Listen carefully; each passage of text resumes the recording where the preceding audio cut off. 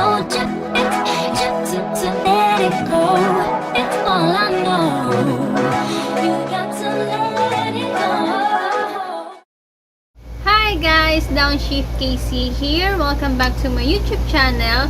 So for today's vlog is meron ako sa inyo ipapakita ng mga binili kong accessories na ikakabit ko ulit sa motor ko. For preparation lang naman sa future travel namin ni Vinci because we're planning. Nagahaya ko. Okay. So we're planning to have a long ride or Quezon province ride. But for now, medyo maririsked siya due to ECQ and temporary close muna yung pupuntahan namin. So ngayon, bago ko umpisahan yun, gusto ko lang mag-thank you sa TACWorks. Ayan, yung page nila dyan. And thank you din sa nag-recommend kay Pops Rafael Villanueva. Ayan, kung hindi ko nabasa yung comment, hindi ko malaman na may mas malapit pa. Kasi before, I'm planning to go to Caloocan. Kasi sabi nila doon daw meron. Or sa Marikina, mga sa NCR. Buti na lang, merong malapit na hindi ko masyadong dinayo pa. So, sa case na yan, kaya pala na-experience ko yung lagatok and kumakabig kasi merong part sa ball race na yun is kulang na siya ng bola or bolitas.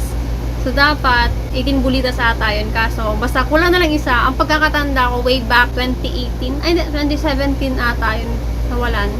And nakalimutan ko na. Alam ko lang na parang problema. Pero di ko sukat akalain na sobrang maging malaki epekto niya pag kulang pala siya. So, thank you so much ulit kay TACWorks para masolusyonan ang problema ko about sa lagatok and biglang kumakabig or may kumakabig every time na nalulubak ako even though na sobrang babaw lang nito. Nasolusyonan na din sa wakas. So, sa mga interested na magpagawa sa TACWorks, ayan, nandito rin yung Facebook page nila. Pwede nyo sila i-contact dyan. Ang specialty nila is, na-customize sila ng digital panel gauge ng mga motor. Hindi ko lang sure sa price kasi hindi ko pa siya na-try. Kasi that time, ang focus ko lang naman is dun sa manibel ko. For inquiries, message na lang si Sir TACWorks. Nandyan sa description box yung link ng Facebook page niya. Para mabigyan kayo ng accurate quotation at iba pang sagot sa katanungan niya. So, yun lang. Thank you so much ulit kay Pops. And sa wife niya na very accommodating and may pamerienda. So guys, napakita ko naman sa inyo yung mga pinagbibili ko at pinapabili ko kay Vinci kasi siya yung madalas na nasa labas. Ako ay madalas utusan. Hoy! So, yung mga ambag ko lang dito is through Shopee. Anyway, umpisa na natin dito sa aking nabiling. Ikaw? Oo, sa Shopee ako nagbili doon. Kapal mo naman. Ni-rebuy ko lang pala kasi una siyang bumili na. Lagi na lang siyang bida! Ito ay isang Motowolf, tama? Uy, natumakan yung TV. Ikaw porket mali yung pronounce ko? Oh, may comedy yung vlog mo yun. Di ba guys? Ito, susunod na tayo babato ko sa inyo. So, ito, camera holder na lang. Sa front cap. Kasi, magkakaroon ako ng front cap. So, kapag napahiram tayo ni Vinci ng kanyang Hero 5, para at least meron ako... Anong Hero 5? Baka ng Apple, ang ingay mo naman. So, para may paglalagyan ako ng Hero 5 or kung ano mang camera sa front para may iba tayong angle. Hindi lang yung unahan ko lang nakikita nyo para at least nakikita nyo kahit pangit ako, diba? Motowolf camera bra. Worth 250 sa Shopee. And next naman itong DSK na camera holder. Actually, meron ako nabili ng camera holder. Kaso nung nag-repaint ako ng handlebar ko, tinanggal ko siya. Ngayon, nung hinanap ko na, hindi ko na mahanap. Hindi ko na lang kung saan na nilagay ni Vinci. Kaya bumili ako ng bago from Casco Market where 350 to 400 yung price nito. Sobrang ganda. So, pwede ka na din mag-charge dito habang bumabiyahe ka. Kasi pwede mo tong wire na to itap sa wire na nasa motor natin. And mga gold bolts para sa aking rim set. Kasi kung natandaan nyo, linagay ko diba doon is yung stock bolt sa disc rotor. Ito na ilalagay ko din para mas bumagay at mas pumorma siya. And lastly, ang aking pinaka-hihintay o hinihintay na magkaroon, RCB brake fluid tank. Nalagay ko siya doon para kahit paano is maganda na siya tingnan. Kasi yung tank ko doon or fuel tank ko, parang nagka-crack na yung itsura, yung stock ko, and yung screw, kulay kalawang na siya. Kaya kailangan ko siyang palitan, baka mahalo pa dun sa brake fluid. So, let's go. Ikabit na natin silang lahat habang may oras pa. Hindi pa nabiyahe si B. So, let's go.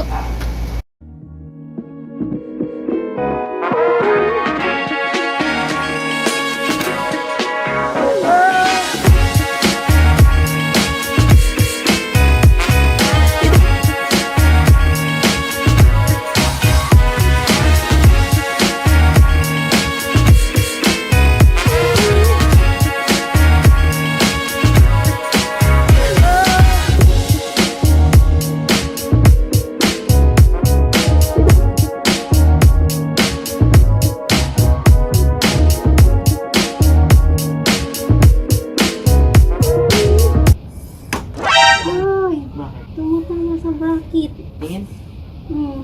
Tingin. Saan? Ito, bumabangga dito. Ay. Walang mangyari dyan. Maglalagay tayo ng ano dito. So guys, light problem. Etong bolt na to, tumatama siya sa bracket ng caliper. So yun guys, nakabit na namin yung mga gold bolt. Hindi na siya tumatama sa bracket. Ang ginawa, naglagay kami ng sobrang nipis na washer dun sa axle para lang hindi umano yung bolt. Anyway, ito naman, kinabit naman ni Casey yung gold bolts para sa rear disc rotor.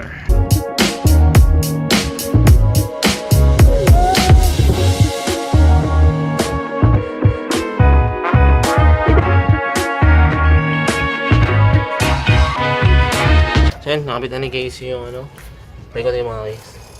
Ayan, mga sabit. Nice. Susunod ay Nakastraight ng ano ko.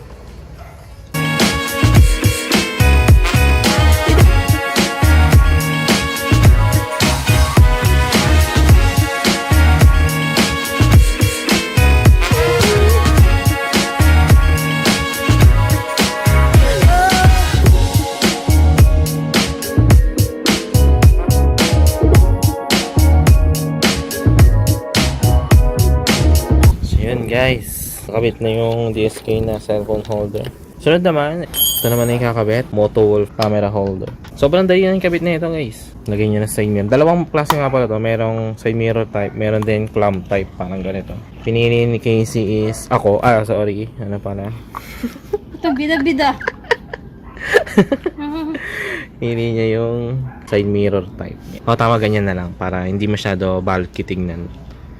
Diba? Okay na. So ito, kung forma mo niyan, ganyan. Kita ko dito. Yan, ganyan. Yan. Mga nalat na lang sa'yo, okay na. Yan, okay na yan. Maligpit na yan.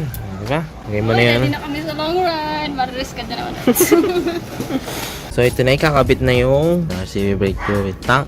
Una mo nang gagawin, tanggalin yung stock brake fluid tank. Ayan. Magpapakahirap ka pa guys. Meron naman akong 8 dun. Asan nga kasi? So guys, kanina pa hirap na hirap si Casey pero meron naman ng ganito. Ang pag-ibig mo sa atin ay kakaiba. Mga kasukasuan ni Casey, nasaktan na. Pagkatanggal nyo na ang fluid tank, drain nyo muna yung laman. Since hindi na matanggal ni Casey gawa ng ever since nung nabili niya tong motor, hindi niya pa bubuksan yung ano na yun. Ito, i-drain ko rin ba ito? Or hindi? Oh sige, drain mo yun. Dito sa part na ito? Bakit? Ay sige, wag na. May tutulo ba? Oh, wala naman eh. Wag na. Ayan. Tanggalin mo rin yung rubber na yan. Nakakita ako ng L bracket para malagay yung tank. Kasi ito siya. Ito yung bracket niya. Ayan. Kung ikakabit namin siya sa kabitan ng bracket ng stock, hindi siya akma since ganyan ang mangyayari. Tapos ito, nasa ilalim, kabitan ng tornilyo. So, tinan nyo. Kaya buti na nga lang din nakahanap ako ng L bracket. Tingnan na natin kung tama ba yung nasa utak ko. So, ito na guys. Nalagay na yung brake fluid tank. So, yung ginawa namin, yan. Gumamit kami ng L bracket, no. Lagay na lang kami ng yayaman na tornilyo. Yan, yung brake fluid. So, max na. Up. Tama na. Okay. Kasi bibili din ko yan, eh. Ron. Sige, okay lang. Okay, pump mo lang. Hanggang sa tumigas. Hindi ko naman natalang pa. Kasi mawala lang yung hangin.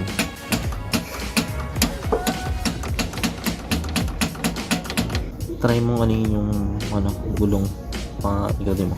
Teka lang. Tigas. Okay, okay na yan. Wala lang hangin yan. Lagyan mo na. Ayun na guys. Malulobad na kasi itong cellphone eh. Kaya outro ka na guys. So you'll know dream. Pwede naman pala itong baliktad. Okay na yan! Nag-aamay pa kami ni Vinci kanina guys kasi meron nalaglag kasi ito kanina. Okay na.